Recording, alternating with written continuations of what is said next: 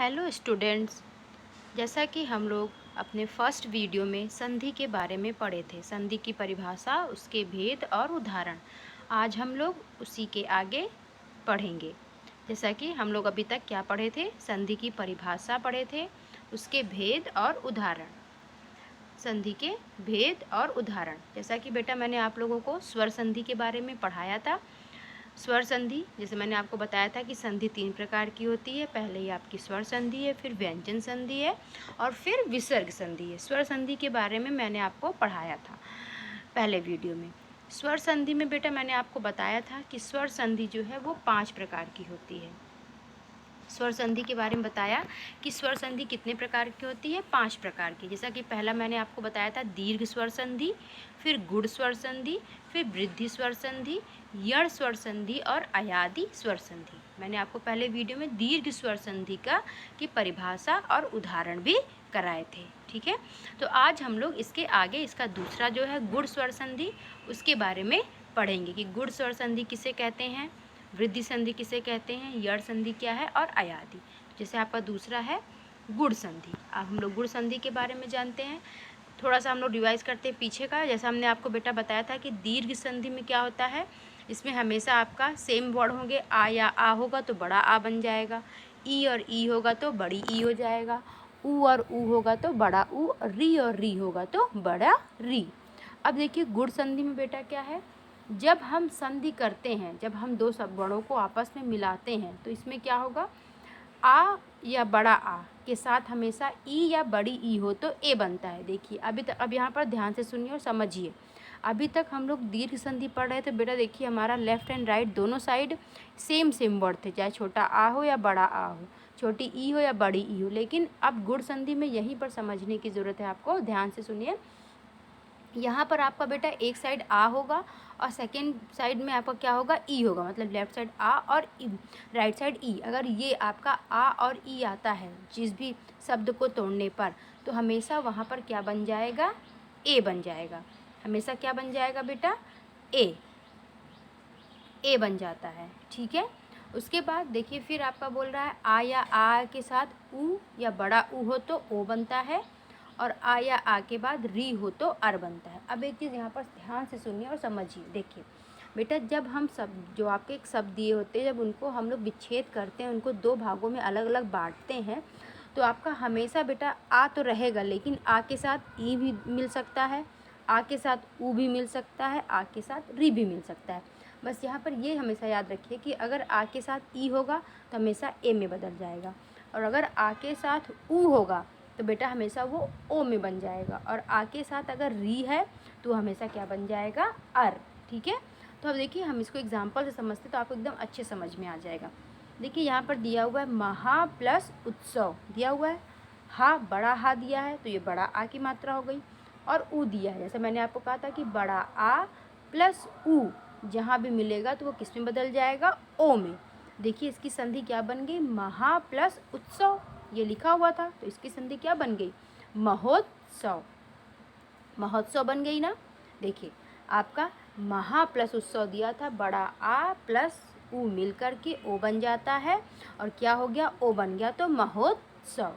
ठीक है, अब इसे देखिए हम ई का एक समझते हैं।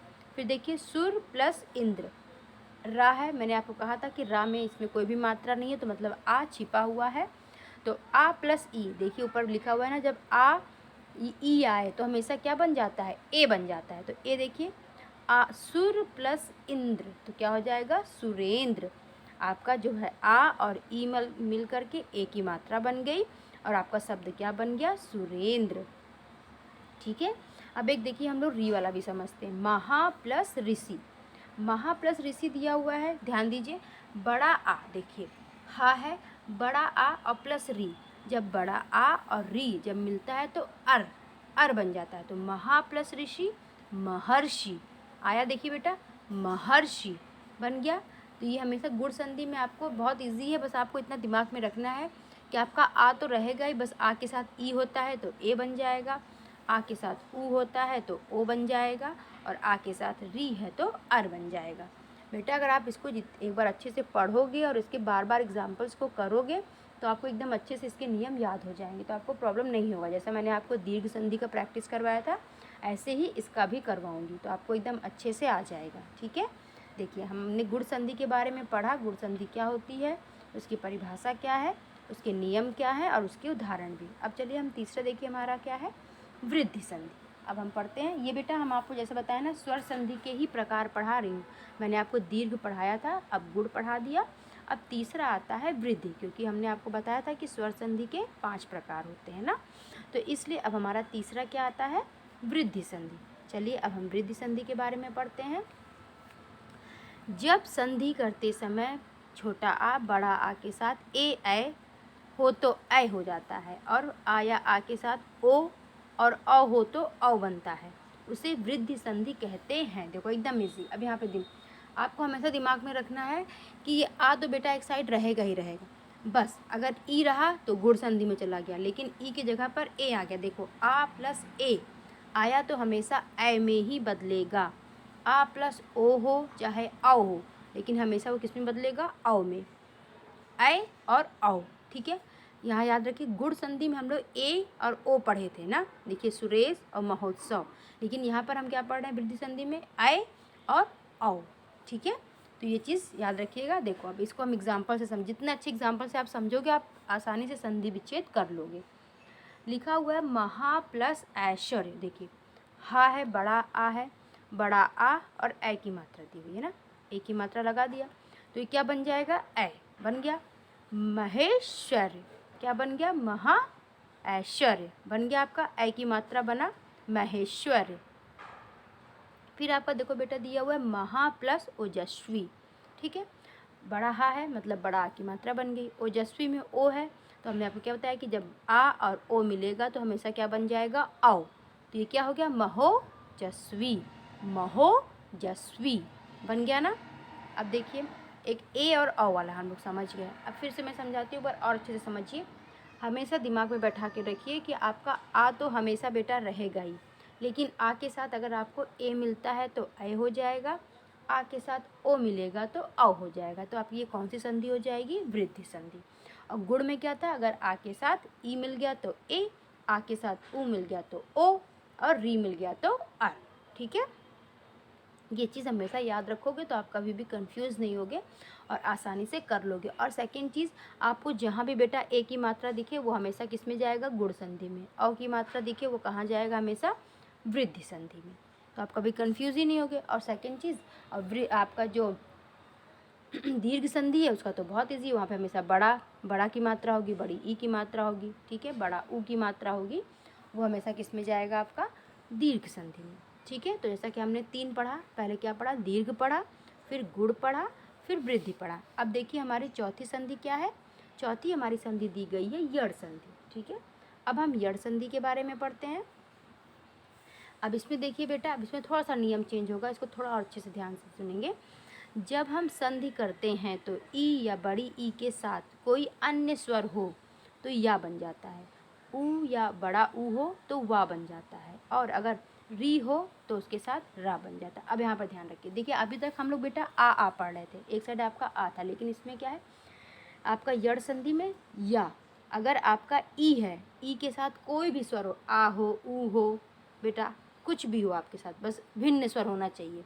ई के साथ ई हो जाएगा तो बेटा तब तो आपका वो दीर्घ में चला जाएगा, लेकिन ई के साथ कोई भी भिन्न स्वर हो, जैसे ई के साथ आ गया तो आपका हमेशा क्या बन जाएगा, या बन जाएगा। देखो जैसे दिया हुआ है अति प्लस अधिक, ती दिया है, ई की मात्रा है, ई लगा दिया प्लस आ लगा दिया, जब ई और आ मिला तो क्या बन गया, या। तो देखिए संधि विच्छेद क्या हो गई, अत्यधिक, अत्यधिक। और बेटा या के आगे वाला अक्षर क्या हो जाएगा, वो आधा हो जाएगा, वो आधा लिखा जाएगा।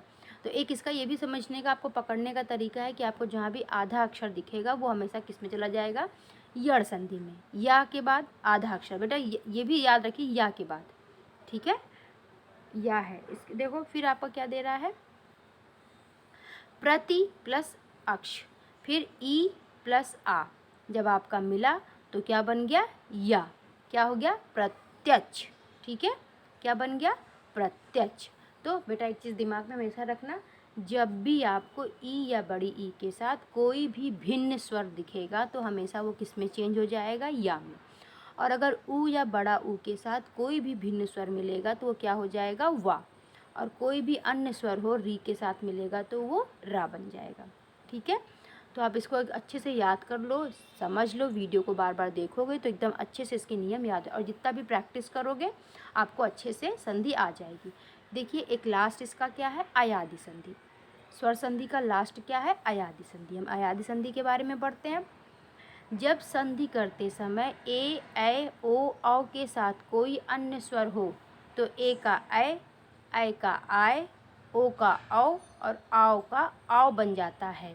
यही अयादि संधि कहलाती है। देखो अब यहाँ पर ध्यान रखो बेटा, जब भी आपको ए, ऐ, ओ, औ के साथ कोई भी अन्य मिलेगा, ए होगा तो आई हो जाएगा, आय है तो आय, ओ है तो औ है तो आओ। देखिए जैसे आपका दिया हुआ है पौ प्लस अकह, दिया हुआ है पौ प्लस अकह, औ की मात्रा दी गई है, औ प्लस आ दिया हुआ था। इसको जब हम मिलाएंगे तो क्या हो जाएगा, पावक। क्या हो जाएगा, पावक। क्यों पावक हो जाएगा बेटा, जब हम औ प्लस कोई भी स्वर आएगा तो उसके साथ आव कहा जाता है, तो ये क्या हो गया, पावक। पावक, आ और वा, पावक। बड़ा आया ना, पावक।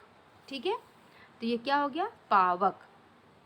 अब देखिए आपका नय प्लस अका, ऐ की मात्रा दी है प्लस भिन्न स्वर है तो ये क्या हो जाएगा, आय हो जाएगा ना आपका। अगर ए है तो वहाँ पर क्या हो जाता है, आय, तो नायक। क्या हो गया आपका, नायक। फिर से समझिए इसको। देखिए लास्ट आपकी क्या दिया गया था, अयादि संधि। इसमें क्या कहा गया है बेटा, अगर आपका ए, ऐ, ओ, औ इसके साथ कोई भी भिन्न स्वर आता है तो आपका हमेशा ए है तो आई हो जाएगा, आय है तो आय, मतलब इसमें मात्रा लग गई, ओ है तो औ और औ हो गया तो आओ, मात्रा लग गया ना। जैसे नयन, नयन आपका क्या होगा, ए का हो जाएगा नयन, लेकिन वही नायक वो क्या हो गया, ऐ की मात्रा हो गई तो नायक। ठीक है, तो ये हो गई आपकी संधि। बेटा आप इसको, मैं अभी आपका इसको प्रैक्टिस शीट भी दूंगी जिससे आप इसको लगाओगे तो आपको एकदम अच्छे से संधि समझ में आ जाएगी। आप वीडियो को अच्छे से देखो, इसके नियम को पढ़ो और प्रैक्टिस शीट लगाओ, आपको संधि एकदम अच्छे से तैयार हो जाएगी। ओके।